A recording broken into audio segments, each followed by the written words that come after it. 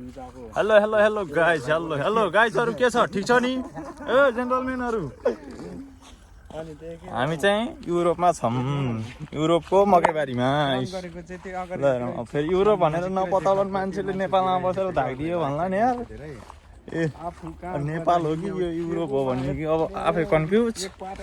ल रमेश, यस्तो छ यहाँ, ढ्याक्क यस्तो छ बाटो पुरै यो खेतमा जाने त्यो ट्र्याक्टर हिँड्ने बाटो अस्ति यो नेपालको जस्तो छ पुरै। यता भयो अनि यता पछाडि यो सबै मकैबारी हो। यहाँ त एउटैमा कति घोका, 4 घोका फले है त। यस्तै छ रोमानियाको बसै हाम्रो। अनि हजुरहरू के कस्तो ठाउँमा बस्नु भएको यसो कमेन्ट हान्न पर्यो, यसो साथ सपोर्ट गरिदिनु पर्यो भिडियोलाई है।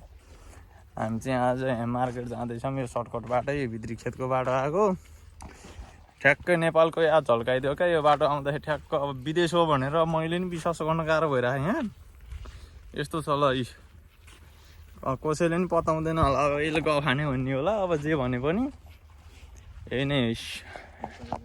हाम्रो यहाँ मित्रहरूले अर्कै चिज हेर्दै हिँडेछन्। हेर्नलाई चाहिँ ल डाँडा काँडा छहरा पुरै बवाल छ है त लगाएछ है त। By by.